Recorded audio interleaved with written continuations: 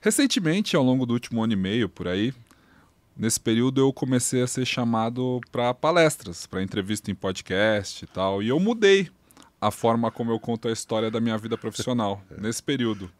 Eu sou jornalista, fui repórter do Sport TV e eventualmente da Globo por 6 anos, de 2011 até 2017. Em outubro de 2017, aconteceu um corte e eu fui demitido. Saiu no UOL, tal, né? Eu tava lá, eu era um dos nomes na lista desse corte. A partir disso eu resolvi empreender, peguei a grana da rescisão e abri uma agência de gestão de redes sociais com o intuito de ter você, meu pai, como grande case de sucesso. Sorte minha. E essa é a história da Agência Sofia. Pois bem, lá quando eu comecei a Sofia, nesse início de trabalho do mundo digital, quando eu conversava com um cliente ou quando eu conhecia alguém, eu não dizia que eu tinha sido demitido. Eu dizia simplesmente, eu saí. Eu saí da Globo. No papo, eu dizia que eu vi o digital como algo muito mais promissor, né? Que a TV já não fazia mais sentido. Novos caminhos. Mas era uma questão de ego. Eu fui entender isso só depois. Ninguém gosta de contar que foi demitido. Não é algo que as pessoas contam com orgulho. Só que da pandemia para cá, eu descobri uma coisa e isso tem a ver com propósito. Ter sido demitido, no meu caso específico, e eu reforço isso, é o meu caso específico, eu não digo que isso vale para muitas outras pessoas, mas foi a melhor coisa que aconteceu na minha carreira. E eu lembro como se fosse hoje, quando veio a notícia de que eu seria desligado, a sensação que foi surpreendentemente de alívio, né? A sensação que foi uma surpresa para mim foi uma sensação de alívio, não foi de medo, não foi de desespero, de decepção. Ter sido demitido me libertou. E todo mundo que eu falava, inclusive você... Eu achava estranho, falei, isso é conversa. Me olhava com desconfiança, né? A minha esposa chorou, alguns amigos diziam, putz, acho que não bateu ainda, né? Sua ficha não ainda... viveu o luto ainda. Sua ficha ainda não caiu. E quando a gente começa a pensar, poxa, eu fiz jornalismo, o meu maior sonho era ser repórter. Eu trabalhava em São Paulo, cobrindo os maiores campeonatos, dos maiores times, fiz várias viagens para o exterior, Eurocopa, da Olimpíada. Era um emprego que 9 em cada 10 pessoas almejavam, colegas ali. Morou em Marrakech? Morei no Marrocos. Mas assim, era um emprego que todo mundo almejava quando a gente estava na faculdade. E para mim, era um emprego ótimo, mas para quem via de fora. Eu estava nele. E aquele era o meu sonho. E tendo o meu sonho realizado, tendo um trabalho que todo mundo quer, eu devia me sentir feliz. Eu devia me sentir realizado. Era estável, tinha um salário que não era enorme, mas era melhor que muitos outros jornalistas. Então eu vivia tentando me ver com os olhos dos outros. Os olhos da minha família, os olhos dos meus amigos. Foi quando eu saí que eu comecei a tentar montar algo do zero, que era a Agência Sofia, tentando vender o meu produto, né? Gerindo pessoas, construindo projetos e negócios do nada. E agora, especialmente, da pandemia para cá, com o meu conteúdo autoral, palestras, lives, mentorias, meus alunos, pessoas que me chamam de professor. Quem diria? Agora eu me sinto completo. Agora eu me sinto feliz de verdade. Eu sei que eu encontrei o meu propósito dentro da comunicação só agora. E o nosso papo de hoje é sobre isso, sobre propósito, sobre trabalho, sobre carreira. Eu sinto que hoje o meu trabalho é intimamente ligado ao meu propósito de vida, que é falar sobre autoridade digital, que é trazer boas pessoas para dentro das redes sociais, do mundo digital. Agora, você lembra da conversa que a gente teve quando eu te contei que eu fui demitido? Sim. Lembro sim, porque ali aparecia primeiro que você estava numa tranquilidade que eu fiquei desconfiado. Né? Imaginei, essa tranquilidade não pode ser.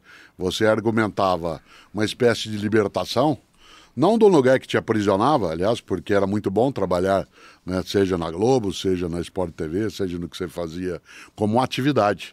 Né? Eu até brincava, não sei se você lembra uma vez ou outra, dado que eu sou do interior do Paraná, eu dizia assim, nessa hora, enquanto você está um pouco assim, dizendo que você está animado, porque agora você vai encontrar novos caminhos, etc., né? Lembra que tem um menino lá em Jaguapitã, né, perto da minha cidade de Londrina, que o sonho dele era trabalhar naquilo que você está. Exato. Então, como é que você imagina que possa ser bom? né? E eu acho que você também não tinha toda a clareza, como nem eu, né, de que aquilo poderia ser mais um impulso, né? Mais algo que, lembrando uma frase antiga de autoajuda, que eu não uso, mas já li, né, de que às vezes você pode aproveitar o tropeço no meio do caminho numa pedra drummoniana, não para aquilo te derrubar, mas para te impulsionar. Porque às vezes no tropeço a gente joga o corpo para frente, né? E, portanto, ir buscar outras coisas. Acho que, não que aquela carreira que você estava, aquele caminho, pudesse te infelicitar. Eu nunca consegui compreender muito como é que é fora da minha atividade. Porque um professor, como é o meu caso, que fiz carreira universitária, você entra para terminar no mesmo lugar depois de décadas. É um pouco assemelhado à área clerical, um pouco assemelhado à área militar, isto é, você vai passando por etapas e, portanto, ficará. Eu fiquei 35 anos na Pontifícia Universidade Católica de São Paulo. Seria estranho que eu dali saísse. Para mim, eu tinha que cumprir o conjunto da carreira de auxiliar de ensino até professor titular, né, como eu fiz nesses 35 anos. O mais curioso é que quando alguém tem uma carreira que é mais flexível, como é o teu caso, né, em que você não trabalhou só, você trabalhou na MTV, você trabalhou na Band, né, você fez uma série de coisas e essas mudanças, elas eram mudanças que não eram agoniantes. Você não deve lembrar, porque a carteira de trabalho no Brasil, aquela que registra as atividades que a gente já teve, logo quando eu tirei carteira de trabalho, em 1975, minha primeira carteira de trabalho, ela tinha uma introdução. E essa introdução, ela é até um pouco canalha, né, Pedro? Porque ela sugere algo que não é verdade. A introdução dizia assim: esta carteira vai mostrar se você é alguém que é persistente, é dedicado, né, e que continua na atividade, portanto, tem pouco registro. Ou se você, e olha, eu me lembro da frase até hoje, se você é como a abelha que vai de flor em flor, né, sem ter um lugar onde vai se fixar. Porque na minha geração, a ideia de carreira era a carreira que se dava num lugar. E, portanto, aquele lugar fazia com que, não sendo um profissional liberal, sendo alguém assalariado, aquilo seguiria. A tua geração, e a geração de parte das pessoas que estão conosco, ela não lida tanto com a carreira como estar num lugar. É estar numa atividade, não necessariamente no mesmo lugar, né? E quando você chega e diz, eu fui demitido, a expressão fui demitido, para mim, tinha um peso que passou a ter de modo muito diferente para você. Né? Ser demitido, se fosse eu não tenho essa experiência. A minha única demissão na vida foi por razões heróicas, porque eu coordenei um movimento grevista, né, de professores, e depois fui readmitido. Então eu posso contar, né, muito mais como uma cicatriz de combate do que, né, como alguma coisa que fosse negativa.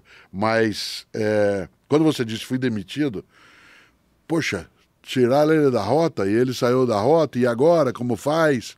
E você não entrou em desespero.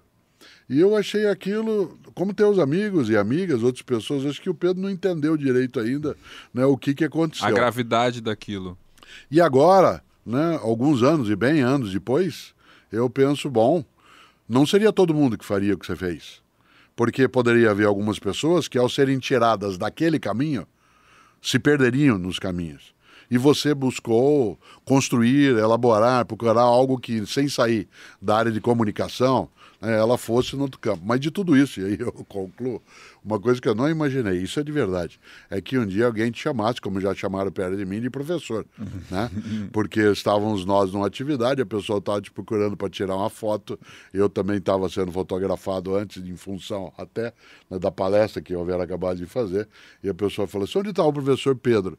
E eu fiquei procurando o professor Pedro, porque na hora não entrou na minha cabeça, né, que você pudesse ser chamado de professor. Não porque professor seja uma exclusividade, mas que, para mim, né, a tua atividade ela se dava numa outra seara, né? Mas esse caminho ele se dá também como uma maturidade, porque foi ao longo do tempo que isso foi construído. E eu gosto de dizer, essa história da demissão, eu não acho que ela se aplica a muitas outras pessoas. Eu tinha uma posição privilegiada, Sim. Porque eu tenho uma família que tem uma estrutura, eu não estava com as minhas contas comprometidas 100% do trabalho, que a partir do mês seguinte, se eu não tivesse um salário, eu teria que fazer alguma coisa que, enfim, não estava ligado à minha atividade, então eu podia naquele momento. Então, assim, é um caso específico meu mesmo. E, claro, eu tive a oportunidade de ir atrás e empreender, como as pessoas valorizam tanto hoje, eu ir atrás de algo novo, e eu vejo que isso está mais ligado ao meu propósito, mas o ponto aqui é, o que é propósito? Né? Por que a gente pensa que a gente tem que fazer alguma coisa com sentido na nossa vida? E no final das contas, a demissão lá da Globo só me mostrou que o meu coração, o meu propósito não estava ali. E aí demorou esses anos, 4, 5 anos, até eu entender, né? Até que foi rápido, mas assim, até eu entender o que seria o meu propósito, que é hoje é isso que você falou, é muito mais ligado a ter esse feedback das pessoas como algo que você deixa nelas. E você teve isso desde muito cedo. Claro, claro. Eu comecei a atividade docente em 1974. Eu estava no 2º ano de universidade e eu fui convidado por 2 professores, o professor Paulo Afonso Ronca e o professor Celso Favaretto, que eram meu professor. Um de metodologia científica, o Paulo Afonso, e o outro de introdução à filosofia, o Celso Favaretto, que me convidaram para ser auxiliar deles, isto é, acompanhar as aulas. Eu tinha sido aluno no ano anterior. Depois eu passei a ser assistente deles. E um dia, né, eu mesmo assumi no último ano da universidade, quando eu fiz filosofia, a instituição me chamou para que no ano seguinte, já formado, eu fosse professor, como fui, de ética social. Né? Eu dei aula durante um tempo. Então eu comecei a carreira docente bastante cedo, né, nesse polo. E, claro, a atividade docente ela acaba sendo um pouco estranha para outras pessoas, porque não sendo uma área em que a remuneração seja efetivamente, né, expressiva, é uma área de carência, de miserabilidade muito forte, é muito difícil alguém entender qual é o teu propósito estando nessa atividade. A frase que a gente mais ouve, Pedro, na área da docência, você sabe disso, né? Assim, professor, o senhor não trabalha, só dá aula. Né? Não trabalha, só dá aula, porque há um desvínculo em relação a isso. Quando você, vez ou outra, na carreira que estava, aquela que, para a tua alegria, de modo um pouco drástico, foi interrompida num caminho em 2017, outubro, eu me lembro, né? Mês do teu aniversário, inclusive. Inferno astral. Né? Quando foi interrompida, e antes você já manifestava, vez ou outra, algum desconforto. Sim. Não colocar onde você trabalhava, nem com aquilo que podia te exaltar, né, como profissão, como reconhecimento, mas como atividade em si. Né? Você tinha algum desconforto, e eu falava na época para tua mãe o seguinte: como? Né? Algumas condições na vida fazem com que o propósito da pessoa possa se esgotar ali. Você era solteiro, antes, no que eu estou dizendo, não quando você saiu, mas no período, né, 2012, 2013, né, você era solteiro, morava no Rio de Janeiro, na Barra da Tijuca. Quando a gente olha de um modo um pouco mais juvenil, você tem 24 anos de idade, 23, você tem um crachá da Globo e você mora na Praia do PP, no Rio de Janeiro. A grande pergunta na vida é o que está faltando? Bom, o que é que está faltando para a pessoa exuberar, ser feliz, sair sempre cantando de manhã? É exatamente o propósito. Isto é, o que falta acontecer para que eu entenda que onde estou é onde quero e devo estar. Quero e devo estar. É evidente que, olhando de fora, uma pessoa diria: mas o Pedro é maluco, né? Ele está, entre aspas, no paraíso, né? Na emissora, com maior poder, com um lugar especial para morar, fazendo uma carreira. Como? Né? Não deseja. Se teu propósito qual é? Você quer o quê? Ser alguém que faça bem para a humanidade? Ou você quer aproveitar a vida, ser feliz? Esta ideia de propósito, para quem tem uma profissão, ela é respondida de vários modos. Né? Por isso, não dá, e você disse isso vale, no ponto de partida, para alguém entender direito. Propósito é aquilo que faz com que eu faça o que faço. Né? Propósito é aquilo que faz com que eu faça o que faço, não porque mandaram, mas porque aquilo é o meu desejo de que eu faça. Propósito é aquilo que faz com que eu não deixe de fazer e que eu vá buscar aquilo que quero fazer, mesmo que as coisas desabem à minha volta ou elas apresentem dificuldade. Propósito é aquilo que faz com que eu não pare a caminhada e que eu queira, de qualquer maneira, que aquilo faça bem para mim e para outras pessoas. Né? O propósito ele tem que se afastar muito daquilo que seria o apenas cumprir tarefa, né? A ideia de você dar conta de uma tarefa. Há uma diferença entre alguém me chamar, por exemplo, para dar uma aula, fazer uma palestra, participar de um podcast, como sendo algo que eu gosto, porque está no campo do meu propósito, que é refletir, pensar, auxiliar uma vida mais consciente também para mim. E outra coisa, eu vou lá porque eu tenho que cumprir uma tarefa. Eu até faço, né, porque se isso é necessário como tarefa, mas não necessariamente ela faz com que aquilo me realize. Eu acho que o ponto aí, existe uma diferença entre a visão dos outros e aquilo de quem está realmente naquela função. Porque a visão dos outros, para quem estava me olhando como repórter da Globo, do Sport TV, era uma coisa extremamente legal, uma coisa extremamente interessante, algo que as pessoas queriam saber. Eu fui participar de um podcast recentemente e o cara falou assim, pô, eu sou contador. Você vai num churrasco, você vai sentar do lado de quem? Do lado do contador ou do repórter esportivo da Globo? É claro que você vai sentar do lado do repórter esportivo da Globo, porque ele vai ter histórias interessantes e vai ser um papo muito mais agradável e as pessoas têm interesse em saber como é trabalhar na televisão. Mas para quem está lá fazendo, às vezes a felicidade da pessoa não está ali. Tem a ver com a música do Raul Seixas, talvez. É chato chegar num objetivo num instante. Não foi num instante que a gente chega no objetivo, não é. Mas eu vejo, por exemplo, artistas que são muito famosos, jovens, assim, ou que já cresceram com assédio. Pô, a pessoa é rica, a pessoa tem fama, por onde ela vai, tem fãs, pessoas que a beijam na rua, e influencers mesmo, youtubers, essas pessoas que são jovens e que atingem a fama tão cedo, muitas vezes elas estão nessa posição que do lado de fora todo mundo acha que é maravilhoso, só que elas estão vivendo conflitos grandes internamente. Elas são infelizes, eventualmente estão lidando com depressão. Por que Aliás, que isso tem acontece? sido comum, né? Tem sido comum, né? Ou seja, por que que a gente associa a ideia de sucesso profissional ou sucesso financeiro com felicidade e com propósito? Eventualmente o sucesso não está ligado com propósito e não está ligado com felicidade. Não, a ideia de êxito numa área, né, Pedro, de sucesso numa área, pode estar ligada a algo momentâneo. Por exemplo, nós vivenciamos agora, nas décadas mais recentes, a ideia que antes não se tinha de celebridade, de se tornar célebre, isto é, de ser conhecido. Como você lembrou, né, há 10 anos, por exemplo, eu era uma pessoa conhecida, mas jamais como sou hoje, em função das redes sociais, do trabalho que você vem fazendo também com a tua equipe, né, de divulgação, de partilha das ideias, etc.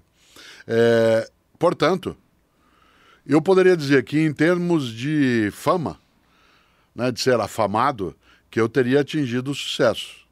Mas eu já te disse um dia, numa das vezes que nós viajamos para você e eu fazemos palestras, né, você atua, eu a minha, dentro do trabalho, que muitas vezes, tal como o grande artista, e não estou usando isso como comparação direta, você está lá, você está no palco, você fala, você tem 3.000 pessoas na tua frente, são aplausos, gente que vai atrás de selfie, que te procura e que tem alguma manifestação que é mais ruidosa, mas depois você vai sozinho para o quarto do hotel e ali você fica à noite. E você, em algumas situações, em função, por exemplo, no meu caso, tem que ter algum anonimato. É usual que quando eu fique hospedado num lugar que eu peça a refeição no quarto, porque se eu estiver num local mais público, eu tenho dificuldade para ter alguma paz para comer. E aí, ao ficar só, né, aquilo dá uma certa tristeza, porque... Até baixar aquela adrenalina, né? Baixar tudo, demora para baixar. Demora. Tem o documentário sobre o Chorão, que fala que ele nunca conseguiu lidar com isso, assim, de como você sai de cima do palco na frente de 3.000 pessoas, 4.000 pessoas, com aquela descarga de adrenalina, assim, com aquela avalanche de amor e de carinho que os fãs têm com um artista musical, principalmente, e aí você vai para um quarto de hotel sozinho, logo depois. E claro, ele solucionava na droga, né? E esse era um dos problemas, né? Que a pessoa não consegue lidar com aquilo. E acho que você sente isso um pouco. Então, eu sinto e eu lido de outro modo. Há pessoas que lidam com a droga, outros lidam com o álcool, outros vão buscar qualquer companhia, como se você tivesse a necessidade de continuar com companhia. E buscar companhia não é tão complicado quando você tem alguma fama. Não necessariamente você tem que ter dinheiro. Claro que o dinheiro favorece, mas a fama em si já é uma atratora de companhia. O meu modo de lidar foi, primeiro, eu gosto muito de leitura, você sabe disso, eu gosto de ler e escrever. Foi sempre ter comigo algum livro que me faça companhia e será a boa companhia. Segundo, ter nitidez do meu propósito. Eu tenho um medo, né? Sempre tive um medo de uma frase que eu li, acho que já faz uns 40 anos, do Aparicio Torelli, do Barão de Itararé, né? Quando ele dizia que há pessoas que são como um tambor. Elas fazem muito barulho, mas são vazias por dentro. Não é porque você pegar um tambor, né, o que você tem ali é um oco interno e um ruído externo. Né?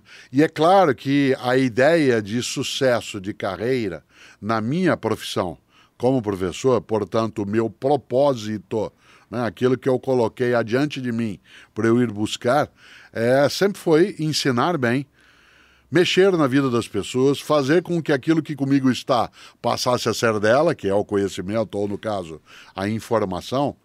Mas na modificação que aconteceu na década mais recente, por conta do mundo digital, do trabalho com as redes sociais, de algo que você insistia comigo já em 2018, 2019, de que era absolutamente restritivo, que aquilo que eu tinha como capacidade e conhecimento ficasse só dentro de uma sala de aula, que era necessário colocar aquilo em larga escala e que as redes sociais permitiriam, seria, entre aspas, um egoísmo guardar para mim algo que muita gente gosta também de ter, e não porque eu tenho, mas porque aquilo que tem, que é a filosofia, ela ajuda bastante.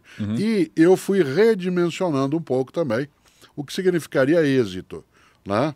Até, digamos, há uma década, o êxito era publicar livros, ser um acadêmico reconhecido, fazer valer o meu doutorado, fazer valer meus concursos e as pessoas dizerem que eu era um bom pesquisador ou um bom ensinante. Hoje, além de um bom pesquisador, um bom ensinante, eu quero que na rua as pessoas, quando me encontram, e isso acontece para minha alegria, não apenas ela diz que ela me conhece, eu quero que ela diga, olha, acabei de ver um vídeo seu, ou eu li tal coisa, né? Ou eu comecei a ler um pouco de filosofia a partir de algo que você disse, mudou a minha noção. Né? Agora eu vou usar a expressão mais chata dentro disso, que é assim, uma coisa dessa, né, desse modo, eu faria de graça. Né? Essa ideia do eu faria de graça, isso que eu vou dizer é difícil, eu quero ver o que você pensa disso. Mas o eu faria de graça é o miolo do propósito.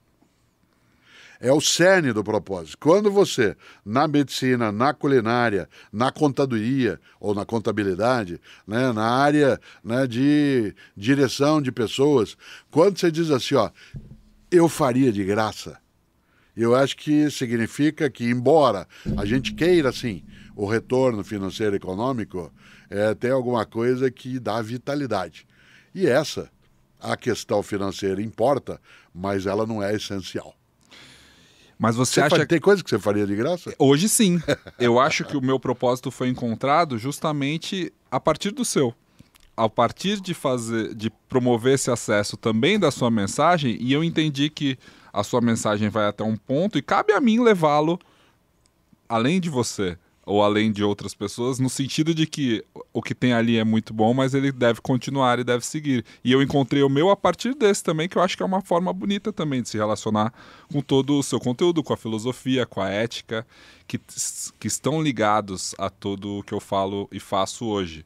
Mas você não acha que esse papo de propósito fica restrito a uma elite do mundo do trabalho? Então, uma parcela das pessoas é capaz de buscar naquilo que faz, aquilo que queira fazer e que tenha relevância. Mas não sempre. Por exemplo, você tem várias pessoas em várias áreas da sociedade que entendem como propósito trabalhar para a comunidade, elevar a vida de crianças que ali estão, fazer com que haja a proteção de uma área ambiental, permitir que pessoas não entrem em desespero. Você quer trabalho mais anônimo e importante do que o CVV? O Centro de Valorização da Vida, em que alguém se dispõe a voluntariamente, em alguns dias da semana, ficar sentado sem ser conhecido, sem câmera em cima, sem remuneração, atendendo pessoas que estão em estado de desespero, que precisam de alguém. E essa pessoa faz isso por anos. Isso não necessariamente tem a ver com uma elite do trabalho. Faz parte hoje da conversa a noção de propósito em relação a uma parte das elites econômicas e sociais. Mas a ideia de propósito como perspectiva, ela é muito mais funda. Né? Ela está espalhada nos vários lugares. Eu encontrei, você também encontra, muita gente de vários níveis econômicos que diz: o meu propósito é fazer com que a minha família ela seja protegida. Meu propósito é, né, cuidar de pessoas. O meu propósito é fazer com que eu possa um dia ter uma casa para abrigar outras pessoas e assim por diante. Embora você tenha razão num ponto de que a conversa, né, sobre propósito, ela esteja mais conectada a uma parcela da elite laboral, ela, como preocupação, ela não é exclusiva. Talvez o termo, né, mas o conceito. Haja vista que quando, por exemplo, tem alguma palestra que eu faço que toca nessa temática, a gente encontra entre as 2, 3 mil pessoas que ali estão, né, pessoas de variadas, né, condições que vêm ali buscar uma forma de apoio, de reflexão, de estímulo. Né? Não acho que seja uma moda, embora ela tenha entrado em moda a conversa sobre propósito. E você já pensou, porque eu considero você um ponto fora da curva, não só eu, mas muitas pessoas, mas você é um ponto fora da curva porque você encontrou o seu propósito de dar aula muito cedo. Ou você só encontrou isso e você entendeu que aquilo seria a sua função pelo resto da vida, porque era o que as pessoas faziam. Ou seja, quando alguém pergunta para uma criança o que você quer ser quando crescer, é apenas está no Grande Fúria do Mundo. É. O que você vai ser quando você crescer. Exatamente. Isso é apenas um exercício de estímulo à imaginação da criança, ou de forma velada, é até uma pressão que se impõe desde cedo. Ou seja, uma pergunta banal, mas que revela uma maneira como a sociedade pensava muito mais na sua época, mas de certa forma também pensa hoje sobre trabalho e propósito. Ou seja, será que você só viu na sua vida o caminho de dar aula e por isso você encontrou a forma de ser feliz nela? As duas coisas, mas muito mais essa segunda que você indica. Eu vou lembrar um passo anterior. Meu avô Ettore, meu avô paterno, que morreu no dia 1º de janeiro de 1970, né? Exatamente no dia de Ano Novo. Ele, quando eu era menino, seja indo à casa dele, seja quando ele morou um tempo na minha casa em Londrina, em 1970 eu tinha 16 anos de idade, portanto convivi com ele um tempo. Ele todos os dias, desde criança, quando eu encontrava, ele fazia uma pergunta que depois eu fiz muitas vezes para você, teus irmãos, né, fazia para minha mãe Emília de brincadeira e ela respondia, que era assim: quais são teus planos para o futuro? Quais são teus planos para o futuro? É uma pergunta que meu avô Ettore fazia, e a finalidade não era que eu respondesse, era que eu não deixasse de pensar nisso. Bom, é claro que a minha resposta foi mudando durante os anos. Essa pergunta para mim mesmo, quais são teus planos para o futuro, eu não me fiz antes dos 5 primeiros anos de profissão. Nos meus 5 primeiros anos de profissão, ou seja, né, eu fui pai muito cedo. A primeira vez que eu fui pai, eu tinha 23 anos. Portanto, dar conta de uma família com a pessoa com quem eu era casado, né, e fazer com que houvesse a sustentação, ela fazia com que a docência, dar aula, fosse o meu trabalho, o meu emprego, mas, naquele momento, né, era necessário ir remando e jogando água, remando e jogando água. Tipo, eu não tinha tempo para pensar em propósito. E eu não tinha tempo no sentido reflexivo. Isto é, e era o meu meio de ganhar a vida. Há 2 movimentos nisso. O primeiro é ganhar a vida sustentando-se no campo econômico, financeiro, material, mas há um determinado momento em que, quando você pode resolver essa questão imediata material, é aquela em que você tem carência, mas não tem desespero, que você tem necessidade, mas não tem sufoco sem alternativa, aí dá para pensar no segundo sentido da frase, Pedro, que é ganhar a vida no sentido de dar a ela um sentido. No sentido de dar à vida um sentido. Fazer com que haja um propósito. Sim. Então, voltando ao teu polo, tal como você caminhou dentro do jornalismo, inspirou-se na ação da tua mãe, jornalista, seguiu adiante nesse caminho. Eu sou filho de professora, minha mãe Emília era professora, mas não foi por causa dela que eu fui ser professor, né? Eu fui professor porque aquele era o gosto que eu tinha já desde o 2º ano da universidade. No entanto, quando você tem 18, 19, 20 anos, quando ainda não tem uma estrutura que você precisa dar conta, quando você conta com algum apoio, como era o meu caso, também da família, né? A preocupação sobre o propósito, ela fica assim. Ela pode aparecer todo dia, ela está circulando, o que você vai ser quando você crescer. Mas há um momento em que não dá para pensar demais, você tem que fazer. Senão você não paga, não come, não mora, não compra remédio, etc. Depois de algum tempo, esta ideia do propósito, ela começou a ganhar mais concretude.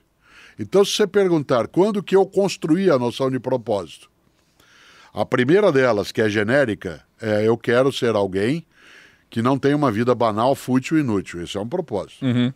Mas fazer com que isso se concretize é um passo longo. E é genérico, é amplo. É amplo. Mais ou menos quando você pergunta para a criança o que você quer que Papai Noel dê para o mundo. A paz, o afeto. Felicidade. Que as pessoas... Isso, ele é não é à toa que chama substantivo abstrato. Certo? Ó, que coisa boa imaginar, a tua pergunta mexe nessa direção. Quando eu comecei a ter mais consciência do propósito? Eu acho que por volta do 10º ano, né, da minha atividade, quando eu notei não só que eu conseguia ter ali um retorno de condição de vida como profissão, como aquilo era um meio de eu ganhar a vida, mas aí ampliando a noção de ganhar a vida. Né? Eu tenho falado em algumas palestras, né, da ideia assim, como é que você ganha a vida? Mas ganhar a vida na dupla acepção. No sentido de vencer. Como é que você ganha a vida como sustentação e como é que ganha a vida para que a tua vida não seja perdida com banalidade, com futilidade, com irrelevância, com desimportância. Porque o tambor que eu mencionava antes, ele faz muito ruído. Eu sou capaz de fazer muito ruído por conta do alcance, né, que o mundo digital permite, mas eu não quero que esse ruído seja vazio. Eu não quero apenas ser famoso como sou. Eu quero que essa fama ela tenha alguma relevância. Meu maior exemplo nessa área, não aconteceu comigo, é Lélia Abramo, a grande atriz Lélia Abramo, que a primeira vez que pisou no palco tinha mais de 50 anos. Portanto, ela não se dedicou à atividade da arte, do teatro, da representação desde sempre. Ela encontrou como Cora Coralina. Cora Coralina, ela se alfabetizou muito tarde, ela se dedicou à literatura, ela já era avó. Isso significa que a noção de algum propósito, ela pode acontecer de dois modos. Um é assim, fui seguindo e me encontrei no caminho. O outro modo de fazer é, agora eu vou fazer o que me dá sentido. Agora eu vou fazer aquilo que me realiza. Eu preferi, e para mim coincidiu, de eu não precisar dizer esse agora. Agora eu vou cuidar, agora eu vou fazer. Não, eu sempre pude fazê-la. Sempre. E acho que você, né, mesmo que você tenha sentido uma estranha alegria na demissão, né, mas é bom dizer isso a quem te demitiu para que ele sinta menos peso. Eu já disse. Eu já disse. Hoje eu agradeço, na verdade. E a questão é, o que você disse, é uma construção ao longo da vida que ela pode ser encontrada dentro daquilo que você já faz ou ela pode ir surgindo como foi surgindo para mim a partir de uma surpresa. Mas a gente vive uma sociedade que é muito do bem-sucedismo, né? A vida só tem propósito se você realiza uma meta, se você alcança o topo, né? Se você realiza um sonho específico. Isso se fala muito também nas redes sociais, do empreendedorismo. Isso reflete muito nos jovens que querem resolver a vida muito cedo.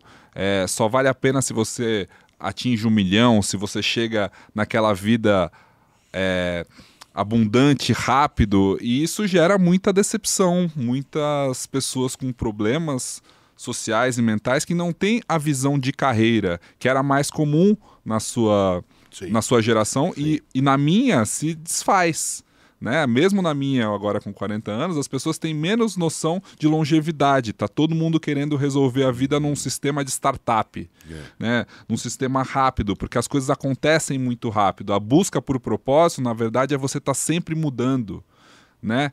Com a aceleração das coisas. Como que a gente pensa numa frase assim, por exemplo, trabalhe com aquilo que você gosta, que você nunca vai mais precisar trabalhar na vida, né? Isso era um mantra que foi usado por muitos anos, mas qual que é o perigo? Bom, você já me viu, Pedro, dizer em alguns momentos, quando alguém diz assim, eu gostaria de trabalhar no que eu quero, eu gosto de trabalhar no que eu gosto, e eu sempre digo, bom, só um imbecil gostaria de trabalhar com o que não gosta.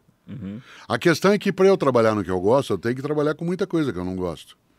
Isto é, para eu ser capaz de obtenção daquilo que é para mim meu horizonte, minha meta, meu propósito, há muitas coisas que eu tenho que fazer e que não necessariamente eu quero fazer.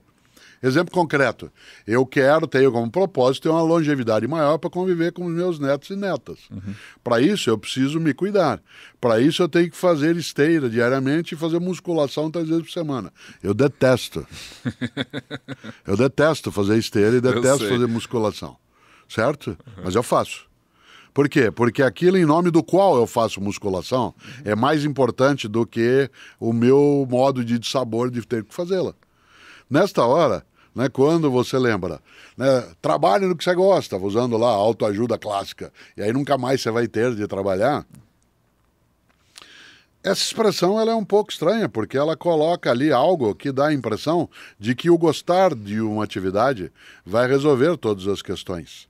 Né? E nesse sentido, eu não tenho dúvida que uma pessoa, por exemplo, na cidade de São Paulo, onde mora, que ela passa o dia dentro do SAMU ou do Corpo de Bombeiros, tirando gente de meio de ferragens, que você pode dizer que ela gosta de fazer aquilo. É que para ela, a principal forma de propósito é salvar vidas. Salvar vidas. Mas dizer assim, se o cara gosta de fazer aquilo, né, é uma coisa um pouco estranha. Ele gosta de salvar vidas. Para ele salvar vidas, ele tem que se deparar com o horror. E ao se deparar com o horror, ele tem que ultrapassá-lo. Então, volto a um pedaço, né, evidente que a gente, se tem a capacidade e a possibilidade de fazer coincidir aquilo que me realiza, aquilo que me dá prazer, com aquilo que é a minha profissão, melhor ainda. Eu volto àquilo que eu brincava. Né? Tem coisas que eu faço e que são o meu meio de vida no sentido remuneração, mas que eu faria de graça. Sim. Aliás, porque faço em várias situações, colocando minha arte, minha capacidade como voluntariado, que eu acho necessário. Mas você tem, agora eu acompanho mais, uma rotina de trânsito, de sala de embarque, Sim. de aeroporto quase todo dia, que eu sei que te cansa.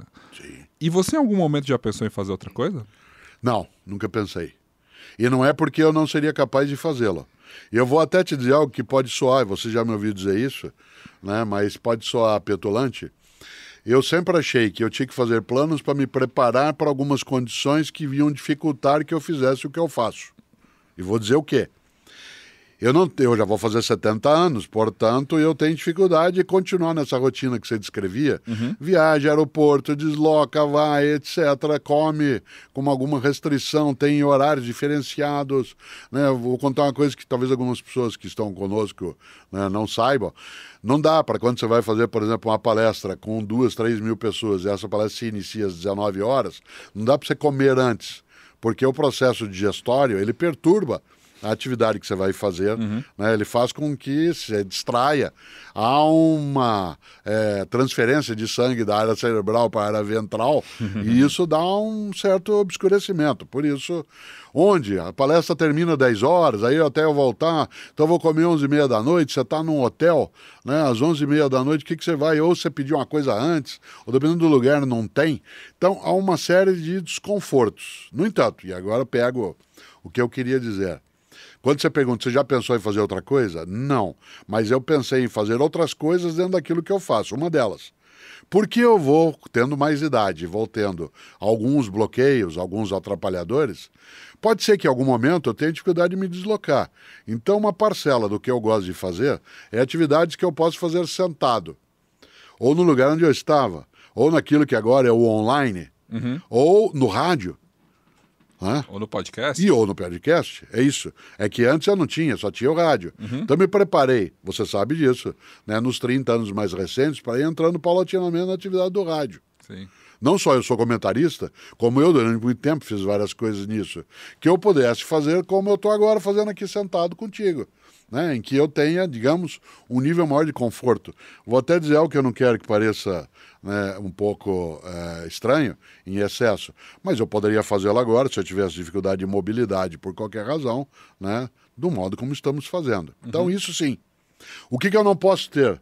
Eu não posso ter bloqueio da capacidade mental, intelectual, não posso ter nenhuma perturbação no campo cerebral, porque isso sim me impediria de fazer o que faço. Ora, quando você pergunta, você já quis fazer outra coisa? Não. Eu gosto muito de fazer o que faço, venho gostando mais na década mais recente. Esse reconhecimento que vem à tona, ele é extremamente afetivo, ele cria mais responsabilidade, porque eu preciso cautela. O mundo digital registra todas as coisas por um modo mais perene. Uma coisa é você falar algo numa sala de aula e aquilo se perde, outra coisa é deixar aquilo gravado, entre aspas, para sempre nas coisas. Mas e você? Você acha que você saiu do jornalismo? Acho que, de certa forma, no jornalismo diário, como eu entendo o jornalismo de noticiar e interpretar aquilo que está acontecendo como fatos diários, sim, mas não saí nunca da comunicação. E acho que o espírito de jornalista continua e cada vez mais eu acredito na democratização da mídia. Então, se a gente tem todo mundo com um canal de comunicação tão importante na mão, e acho que é bom você ter dado esse gancho e ter citado tanto o mundo digital, porque eu tenho aqui, na fala sobre propósito, um discurso na formatura de Harvard, que você gosta, né? Você admira. Acho que a gente vai falar sobre isso em outro episódio. Mas em 2017, na formatura de Harvard, o Mark Zuckerberg, fez um discurso que ele dizia que não basta só... Que não concluiu Harvard, mas fez um pouco de Harvard. Que não basta só você ter um propósito, ou seja, o líder da empresa, né? Você tem que criar um senso de propósito para os outros. E aí no discurso dele, que eu não vou ler inteiro, mas ele diz que uma das histórias favoritas que ele tem é aquela do John Kennedy, quando ele visitou o NASA Space Center. E aí ele viu o zelador lá, alguém da faxina, com uma vassoura e pergunta o que ele está fazendo. E o zelador responde: senhor presidente, eu estou ajudando a colocar o homem na Lua. Né? Propósito é o senso de que somos parte de algo maior que nós mesmos, que somos necessários, que trabalhamos para algo melhor adiante.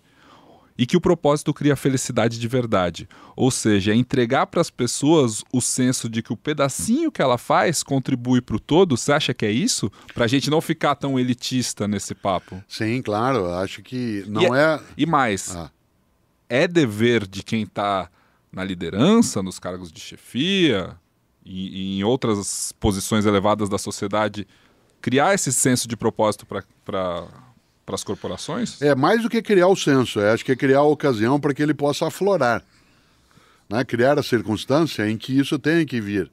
Mesmo que eu tenha que entrar numa sala de trabalho em que eu tenho a coordenação, ou eu tenho a chefia, e dizer assim, quais são teus planos para o futuro?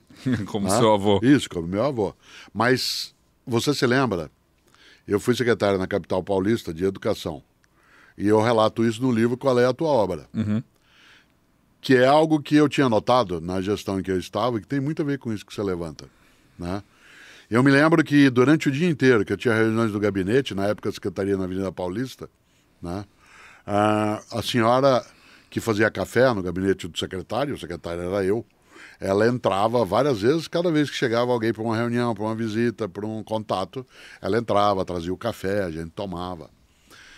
No mesmo andar em que ficava o meu gabinete, que era um gabinete sofisticado, cheio de coisas, móveis antigos da cidade de São Paulo, lá no fundo do corredor ficava uma máquina de tirar cópias de documentos, quando eles eram não escaneados, porque não existia, né?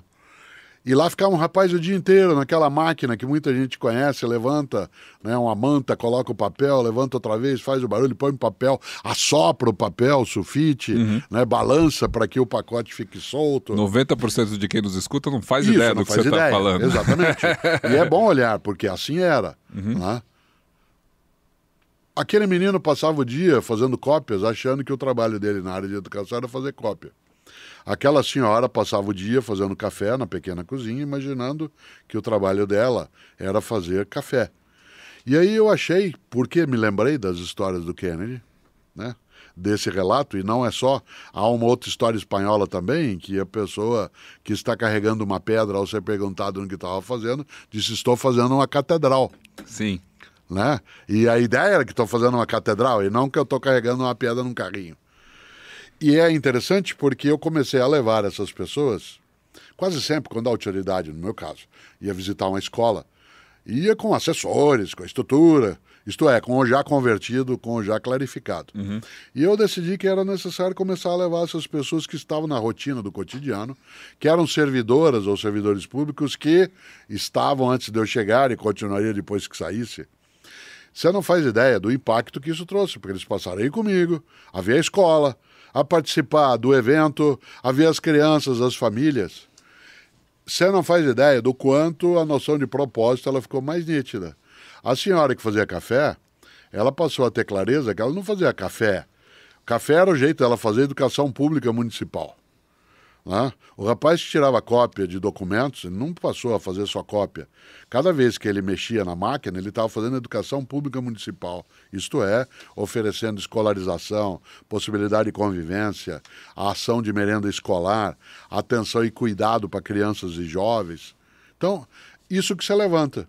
A noção de propósito, quando o Zuckerberg fala, né, disso no discurso em Harvard, talvez eu vou citar alguém que estudou em Harvard, inclusive porque nasceu em Boston, né, que é Ralph Waldo Emerson, um filósofo norte-americano que nasceu em 1802, portanto, né, início do século XIX. O Emerson dizia, torna-te necessário a alguém. Torna-te necessário a alguém. E é interessante porque tornar-se necessário ao necessário não é só para si, também, mas tornar-se necessário para outra pessoa. A ideia de propósito é quando você nota que você é necessário, que você é uma pessoa necessária para outras pessoas e não só para si. Que você faz falta. Que eu faço falta. Subtítulo do livro Viver em Paz para Morrer em Paz. Se você não existisse, que falta faria? E ele termina o discurso falando de propósito, ligando isso diretamente à felicidade. Ou seja, a gente vive para trabalhar e é através do trabalho que a gente encontra a felicidade. A felicidade é um episódio. É. A felicidade não é um estado contínuo. A felicidade não é uma situação que você mergulha e nela fica. A felicidade, para a nossa alegria, é passageira. Fosse a felicidade contínua, nós nem anotaríamos. Por exemplo, eu ontem tomei uma taça de vinho. Fazia algum tempo que eu não tomava uma taça de vinho. Teve um sabor estupendo. Se eu passasse o dia bebendo vinho, eu não notaria o valor e a importância e o sabor daquela taça. O Clóvis tem uma fala ótima que é ligada ao propósito, que é quando ele descobriu que ele gostaria de ser professor, que ele encontrou a felicidade, ele tinha uma infância que não era feliz. Clóvis de Barros Filho. É, o professor também, filósofo querido. Ele encontrou a felicidade quando ele foi chamado à frente da sala de aula para explicar para a fazer aula um seminário. para fazer um seminário. Geografia, sobre camadas geológicas. Exatamente. É maravilhoso. Porque não só o Clóvis é um grande professor, ou como ele mesmo diz, um grande explicador. Explicador. Como ele é capaz de algo que é fazer com que as pessoas se emocionem para o próprio propósito. Né? E quando eu lembro, torna-te necessário alguém, dizendo ali do Ralph Waldo Emerson, né? O tornar-se necessário favorece a construção dessas possibilidades de momento feliz. Digo de novo, a felicidade ela só é percebida porque ela não é contínua. Você tem muito mais prazer agora quando tomar um gole d'água porque está com sede. Tivesse você que tomar 5, 6 copos para fazer um exame, isso ia te dar um desconforto grande. Então, é evidente que o propósito ele não é a medida da felicidade, mas ele é o combustível da felicidade. E ele tem que estar ligado ao trabalho? Não Você tem que ter necessariamente. momentos felizes no trabalho? Você pode tê-lo e pode não tê-lo. Digo de novo, né? Quando a gente imagina algumas atividades, algumas profissões em que a pessoa tem de lidar com o horror, eu falei da educação, vou dar outro exemplo. Quando eu estava com a equipe na Secretaria de Educação na capital paulista, nós notamos que o maior número de pessoas na prefeitura, funcionários públicos analfabetizadas, eram os sepultadores dos cemitérios da cidade. Coveiro? Mas o nome técnico é sepultador. Né? Os sepultadores que passavam o dia colocando, cavando e colocando corpos dentro dos túmulos, eles eram o maior número de funcionários, você já imaginou, de um serviço público que eram analfabetizados. Nossa. Por isso, nós decidimos fazer salas de alfabetização nos velórios. Por uma razão. Algumas profissões, a pessoa não quer que saibam que ela a tem, embora ela seja relevante. Inclusive porque nós estamos numa sociedade que ainda, mas não para sempre, despreza algumas atividades. Uma das maneiras de ofender alguém é dizer assim, você não é nada, você é um simples faxineiro, você não é nada, você é gari. Já deu encrenca, inclusive vazando áudio em programas de TV, né, por conta de pessoas brincarem com isso. Isso é uma das coisas que eu o digital faz a diferença, ou o mundo mudou e evoluiu muito desses últimos 30 anos. Eu acho que na época que você foi secretário de Educação, isso era muito mais presente. Do quê? O preconceito, a diferença social, mas ele persiste, da classe. em algumas coisas. Persiste velado, mas hoje ele é identificável. Hoje claro, ele é capturável. Ele é denunciável. Existe uma conscientização maior. Existe uma conscientização maior pelos movimentos que foram criados também nas redes sociais. Mas queria chegar num ponto naquilo que eu dizia. Para abrir classes de alfabetização, era necessário fazê-la para quem é sepultador no próprio cemitério. Porque ninguém que sai de um cemitério que ele passa o dia sepultando corpos, ele quer ir para casa para tomar banho. Ele não vai para uma escola, que ele se sente sujo por conta da atividade. E nós montamos as salas dentro dos velórios no horário de não funcionamento. E claro, utilizando a percepção de Paulo Freire em relação a tema gerador, aquilo que tem importância para a vida da pessoa, que é isso que vai alfabetizá-la, nós imaginamos que o tema gerador para sepultadores seria a morte. E nas 9 salas que nós abrimos em 9 cemitérios municipais, em 8 delas, o tema gerador que eles escolheram foi vida. Que legal. Só um grupo escolheu morte como tema para o trabalho e a formação. 8 dos 9 escolheram vida. Por que eu digo isso? Porque mesmo que eu olhasse e dissesse assim, será que é possível encontrar felicidade no trabalho? Quando o trabalho de alguém é sepultar pessoas e ficar ao lado da família de modo, entre aspas, anônimo, aguardando o choro, o desespero, a agonia.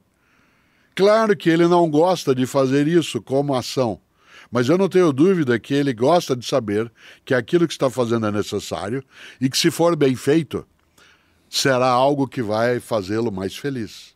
Por isso, por mais estranho, né, que seja imaginar que haja felicidade no ato de abrir túmulo e fazer sepultamento, a felicidade não está na circunstância. Ela está em ser aquilo algo necessário, relevante, que oferece conforto para algumas pessoas, né, e, portanto, vida, e não morte. E que faz a diferença na vida dos outros. Já que a gente falou tanto sobre Harvard, tem uma pesquisa de Harvard sobre felicidade, que indica justamente a chave para a felicidade não é dinheiro ou poder, mas os relacionamentos humanos. Ela foi elaborada ao longo de 75 anos, que é uma pesquisa que acompanhou cerca de 700 jovens universitários do sexo masculino, e que diz que um homem pode ter uma carreira de sucesso, dinheiro e boa saúde física, mas sem conexões amorosas, ele não seria feliz. Ou seja, essa pesquisa indicou que relacionamentos sólidos são o indicador mais forte de satisfação com a vida, que outros fatores contribuem para o sentimento de felicidade. Segundo a pesquisa, espiritualidade, exercícios aeróbicos, não é o seu caso, mas estar aberto ao novo e dedicar-se ao outro. Dedicar-se ao outro acho que é o mais relacionado com o propósito. Mas relacionamentos sólidos também, ou seja, o homem só é feliz dentro do seu propósito a partir do outro. A gente é uma pessoa que só se... A gente é uma pessoa, não. Nós somos seres que só se sentem completos a partir dos outros? Não, mas que não querem se sentir abandonadas ou abandonados, que quer encontrar no grande sertão que é a vida alguma vereda. É. 2 pessoas na história, no meu entender, capturaram essa ideia de modo magnífico. Michelangelo Buonarroti, quando ao pintar o teto da Capela Sistina, a cena mais icônica é Deus e Adão quase encostando o dedo. Ao olhá-la, você fica em dúvida, e é uma boa dúvida, se é Deus que está procurando Adão para não ficar sozinho ou se é o contrário. Não tem importância. Né? Eu acho que quando alguém já leu um pouco da narrativa hebraica em relação ao livro do Gênesis, né, há uma das coisas que se nota ali na leitura, na primeira narração, né, do livro do Gênesis, para aqueles que têm isso como referência, é que Deus fez as coisas e viu que era bom, e que ele não queria ficar só ele, né, naquela condição. Você até diria, mas ele tinha carência? Né? Se ele tinha carência, então não era uma divindade. Não é essa a questão, é um pouco mais amorosa a ideia. O primeiro é Michelangelo, quando pinta o teto da Capela Sistina. O segundo é Steven Spielberg, que faz o ET. Sim. A cena clássica dos dedos que se encostam. Porque quando Harvard faz essa pesquisa, não tenho dúvida, pessoas usando uma frase antiga e verdadeira: dinheiro não é tudo, a falta de dinheiro que é tudo. Né? Então, de novo, dinheiro não é tudo, a falta de dinheiro que é tudo.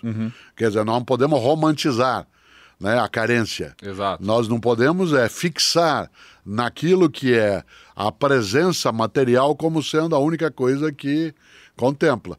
Quando você tinha 14, 15 anos, que você saiu com seus amigos para jogar futebol, por exemplo, para andar de skate ou de bicicleta, vocês não tinham dinheiro para fazer algumas coisas. Não eram pobres, mas você não tinha. Né? Quando vocês paravam, por exemplo, numa padaria para comprar 1 litro daqueles litrão, não de cerveja, mas de refrigerante, né? Ou comprar pastel, sentava na calçada e ficava comendo, ter outras pessoas para partilhar aquilo, mesmo que houvesse ali uma redução da capacidade econômica, dava uma alegria, né, exuberante. A gente costuma dizer, meu avô Héctor conta algo, e aí eu vou lembrar nesse ponto, ele dizia, para eu entender direito o que era, ele dizia, você nunca viu no enterro um carro fúnebre na frente e um carro forte atrás dele. Você nunca viu e nunca vai ver. O carro, né? Mesmo que a gente tenha a síndrome dos egípcios, dos faraós, de levar para dentro da pirâmide tudo que tinha acumulado, isso é de uma inutilidade brutal. Eu acho que talvez o que o faraó quereria, e por isso pedia para ser mumificado, era não deixar de existir. Eu acho que, eu concordo com você que a gente não pode ser romântico e dizer que dinheiro não traz felicidade, mas uma coisa que essa pesquisa aponta em outro momento é que é necessário um mínimo de dinheiro, uma condição de vida que permita as pessoas pensarem mais sobre propósito ou ter diversidade da escolha da carreira ou que conheça pessoas novas e possa ter a liberdade de caminhos novos, mas a partir disso, o acúmulo não faz diferença. A gente vê tanta gente com muito dinheiro que não é feliz e diz que não é feliz. Né? Mas, ao indicar também que a felicidade está apoiada no outro, relacionamentos sólidos, eu volto lá no começo do nosso papo. Porque quando eu fui demitido, eu tinha o peso do olhar dos outros, do seu olhar, da sua expectativa, como pai, do olhar da minha mãe, da minha esposa, que também me viam como como alguém que estava naquela posição de destaque, e ao cair, né, ao ser demitido, ao ser tirado de lá, poderia desmoronar. E aí você pode continuar num lugar que você é infeliz apenas para manter as relações com os outros. Sim, para manter as aparências. Para manter as aparências. Essa autenticidade, isto é, você coincidir com você mesmo, né? Isso, ou seja, né, não ter uma ação que seja apenas cosmética, né, na convivência, apenas externa, ela é importante. Nós fazemos isso várias vezes e é necessário fazê-lo. A convivência social faz com que a gente tenha de simular algumas situações. Do contrário, se nós fôssemos, por exemplo, o tempo todo autênticos, sinceros, ou sincero não, francos, a convivência seria impossível. Sim. Né? Quando a tua Alice traz alguma coisa para você ver de um desenho que ela fez, ou traz para mim, vovô, eu tenho que dizer que está maravilhoso, mesmo que aquilo esteja, né, numa situação que não pareça sempre, né, daquele modo. Ora, a necessidade de lidar com a convivência ela é importante, mas ter a sociedade como submissão é diferente de tê-la como referência. Por exemplo, eu, Cortella, eu tenho que ter os outros como referência e não como submissão. O que as outras pessoas pensam me importa, mas não é só o que os outros pensam que me importa. Usando um termo da tua área, não é você que vai me pautar. Eu me pauto na minha conduta e levo em conta outras pessoas. Mas você entende que você virou escravo da sua pauta? Não, porque para que eu fizesse isso, eu teria que ficar só conectado a ela e ser impossibilitado de outras coisas. Por exemplo, por ser uma pessoa muito conhecida, muito famosa, você acha que você tem que manter essa imagem de professor como algo que você carrega? Sim, isso faz parte da liturgia. Você já me ouviu dizer a liturgia do cargo. Sim. Né, você falava outro dia, numa conversa que a gente tinha online, né, com outras pessoas, que desde que começou o mundo digital, nunca mais eu tirei o paletó. Né? Eu, às vezes, estou na estrada, como aconteceu, né, essa semana que passou, e aí eu desço do carro para entrar no posto de gasolina, para ir ao banheiro, para tomar um café, comer um pão de queijo, e a primeira coisa que eu faço pegar no carro é o paletó. E lá vou eu. Porque existe uma imagem, essa imagem faz parte da persona, para usar um termo psicanalítico, e essa persona age. Né? Evidentemente que uma das pessoas que eu encontrei no outro dia, estava eu fazendo supermercado, e isso produz algum espanto. Eu estava sozinho, estava sem a Cláudia, caminhava eu, né, fazendo supermercado, a pessoa parando na minha frente e diz assim: professor Cortella, o senhor faz compra, né? O senhor faz compra significa o senhor é mortal. Você lembrava, e você conta isso no prefácio do livro Não Se Desespere, que você mencionou, né, em outro momento dentro do nosso papo todo, né, num dos episódios. Uma das coisas boas, né, é quando você pensa, né, na percepção daquilo que é o que é conviver com alguém da área de filosofia. Será, diz você, viu, outra, que a gente no café da manhã fica falando sobre Nietzsche, sobre Kant, sobre Wittgenstein, né? Ora, evidente que existe uma forma da persona que ela tem que ser adequada, né? A liturgia do cargo, ela mantém uma aura que é necessária também.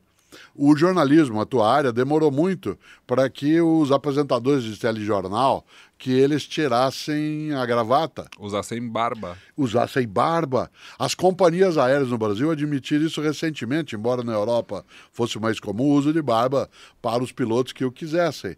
Outra coisa, nós temos hoje a possibilidade, né, inclusive eu às vezes rio, porque você quer uma coisa mais solta do que o esporte. Quase sempre nos programas de comentário esportivo, debate na mídia televisiva, as pessoas estão de tênis, de calça, de camiseta, mas você tem alguns programas em que eles estão de terno. Uma das coisas mais impactantes é lembrar, quem tem pouca idade não tem essa visão, e você não teve tanto, exceto depois, os Beatles e os Rolling Stones, que revolucionaram o campo da cultura no Ocidente, na história, eles usavam terno e gravata. A apresentação deles, que chegou à América, dos Beatles, e que transtornou o mundo da música no programa do Ed Sullivan, eles estavam os quatro de paletó e gravata. Né? A gente vê hoje Mick Jagger, Keith Richards com a figura que tem, mas eles se apresentaram durante anos e anos usando, né, paletó e gravata. O que eu quero dizer com isso? E aí eu concluo. Não é a indumentária que faz a pessoa ser, mas a indumentária faz parte da imagem que ela carrega. Ou, para usar um termo latino antigo, não é o hábito que faz o monge. Né? Não é porque você está vestido com aquela roupa que você de fato será alguém que exerce. Mas você não sente vontade de sair de bermuda e camiseta? Às vezes eu saio, né? Em vários momentos eu faço. E nessa hora, algumas pessoas que me conhecem por conta exatamente da amplificação na mídia, ela fica olhando, não deixa de se aproximar. Né? Quando eu estou, digamos, na praia, ou quando eu estou andando no bairro onde moro em São Paulo, em vários momentos eu estou de tênis, camiseta. E tem gente que olha de modo meio estranhado, né? E fica olhando se é mesmo. Né? Se é mesmo. Eu nunca esqueço de uma história com o Chico Buarque, não foi comigo, foi com ele. Né? E em Belo Horizonte, na Avenida Afonso Pena, na área central, tinha um hotel, que hoje não tem mais, ele fechou. E de frente ao seu hotel, né, você tem um imenso parque em Belo Horizonte com um belíssimo palácio, né, que é maravilhoso, um palácio de cultura, um palácio das artes. Eu já fiz lá algumas coisas algumas vezes e o Chico se hospedava nesse hotel. E um dia ele desceu para ir até, para fazer a apresentação, e foi a pé. E foi caminhando. E a pessoa que estava ajudando a organizar disse: mas você não vai a pé? Você é o Chico Buarque, você não pode ser parado. Ele disse: você acha que alguém em sã consciência vai achar que sou eu? Enquanto eu estiver andando a pé para atravessar a avenida e chegar no Palácio das Artes, alguém vai dizer: esse é o Chico Buarque? Não. Vai dizer: não é, ele não faria isso, ele não viria a pé. Né? Por isso, claro que a fama traz. O que eu gostaria? Você diz assim: será que eu, Cortella, eu preciso moldar minha conduta em vários momentos? Assim como você não vai de smoke à praia e quando você não entra de bermuda dentro de um templo, porque existe um respeito, né, à estrutura, é claro que eu também tenho uma conduta que eu tenho os outros como referência, mas não como submissão. Tem um vídeo do Mr. Bean que eu lembrei agora, do Rowan Atkinson, né, que é o ator que faz o Mr. Bean, que ele tá dando uma entrevista e ele conta uma história que é parecida com essa do Chico, mas ele tava sentado num restaurante ou em algum outro lugar ali, mas daí vem uma pessoa e para ele e fala: desculpa te incomodar, mas já disseram que você é a cara do Mr. Bean? Daí ele fala: então, eu sou o ator que interpreta o Mr. Bean. Aí o cara olha pra ele assim, dá uma risada e fala: bem que você queria. Bem que você... You wish. Bem que você queria. É ótimo isso, porque marca... O cara não acredita que é ele, né? É muito bom. Essa ideia da fama, ela poderia ser a marca da realização, poderia ser a marca do sucesso. Eu não tenho dúvida que se eu fosse músico, e eu não o sou, eu gostaria de avaliar um pouco meu sucesso pelo número de músicas que são baixadas, ou em outros tempos de CDs vendidos, ou em outros de LPs, de long plays que fossem colocados. Eu gostaria de receber o disco de platina. Ora, essa é uma medida. Mas você tem músicos que não o querem, que avaliam o sucesso porque é aquilo que se chama de músico maldito. E maldito não porque ele tenha escolhido, mas porque a lógica dele não é a lógica exclusiva de mercado. Né?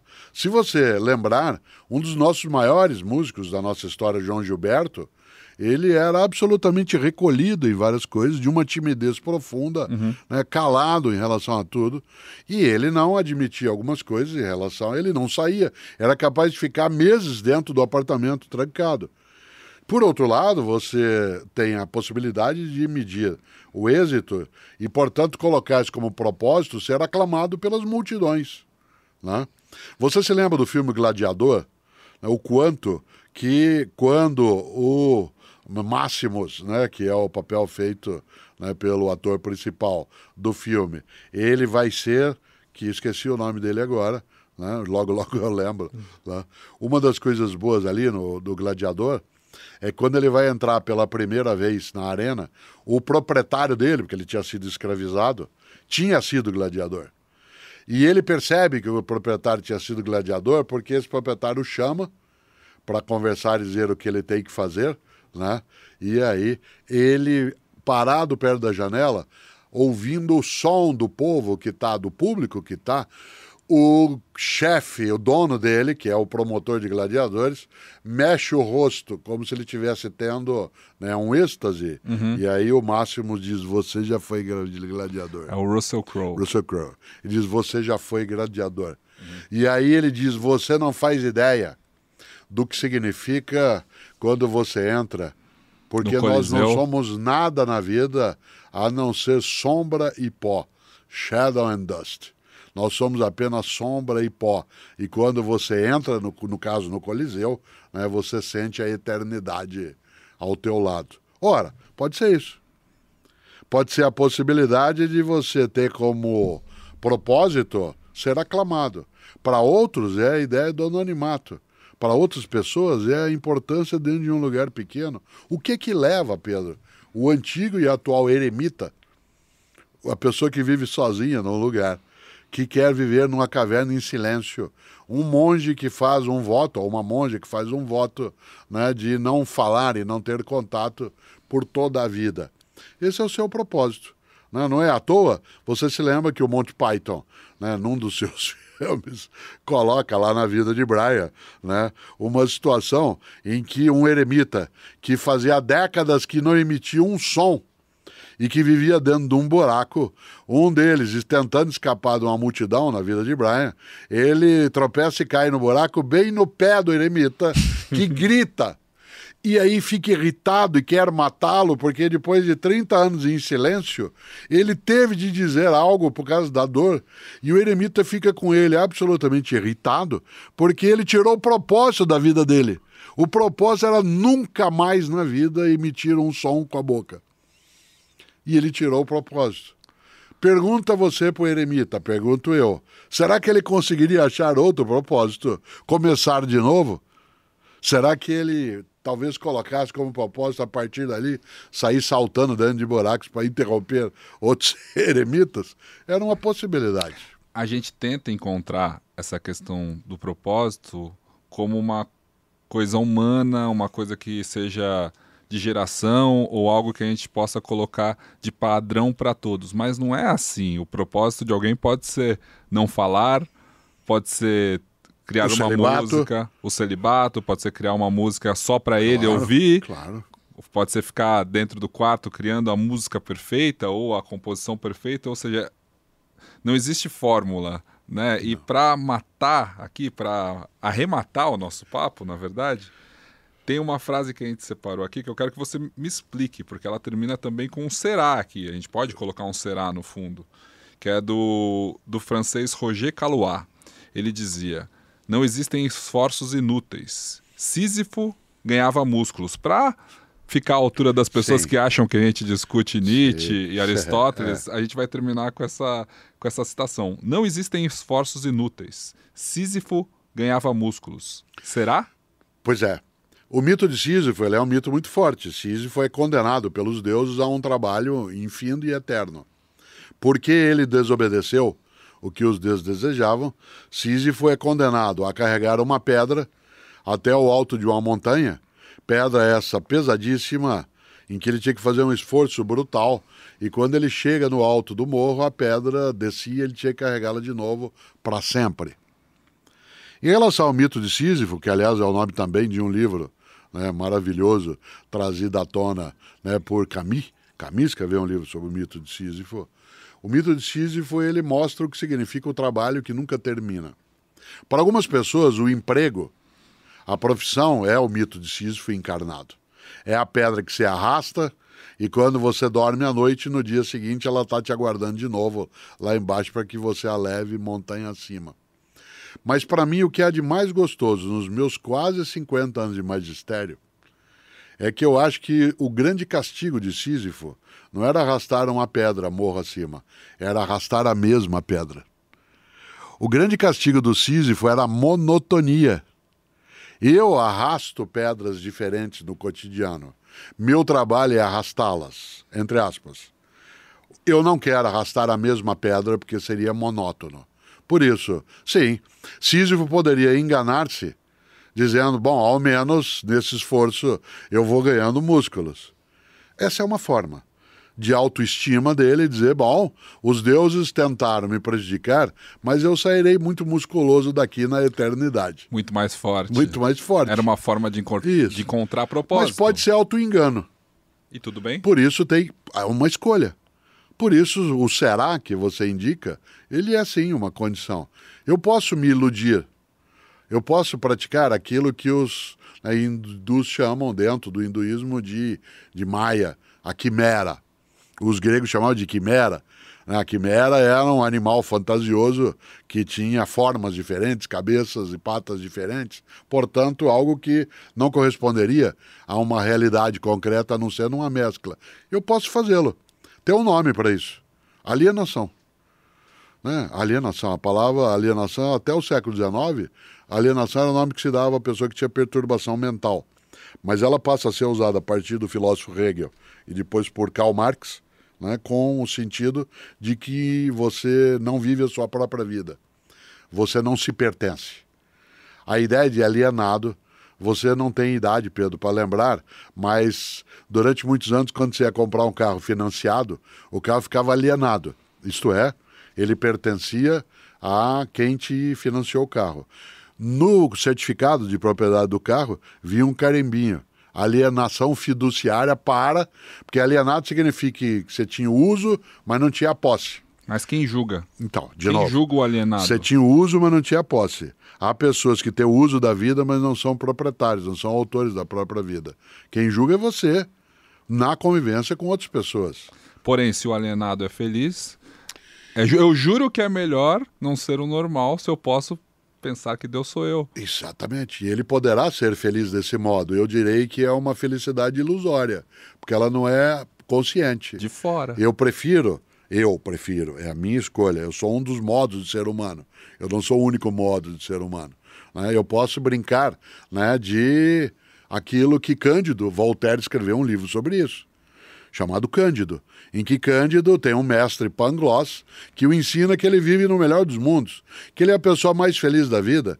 E ele, Cândido, vai atravessando um campo de batalha em que as pessoas se matam, há sangue, grito, desespero, horror, e ele pensa, o Cândido, e quando atravessa, eu estou no melhor dos mundos.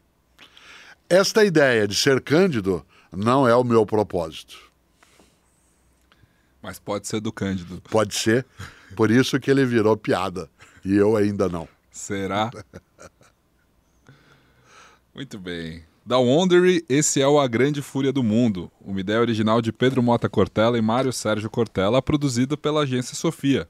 A produção executiva é de Isabela Amorim, a gestão de projetos é de Anayá Ferreira e Ana Almeida, o roteiro é de Thiago Cadice e Paulo Gebaile, a identidade visual é de Kaique Araújo, e o conteúdo audiovisual que você vê nas nossas redes sociais são de Felipe Paor, Thomas Knaus, Thaís Macchio, Tayane Costa, Pedro Lucas e Carol Tosi. A edição e engenharia de som é de Mariana Leão e nossos programas são gravados no estúdio Amaury Mauro, em São Paulo. Pela Wondery, os produtores executivos são Marshall Levy e Jessica Redburn e Fábio Silveira. A gente se vê na próxima semana com mais um episódio.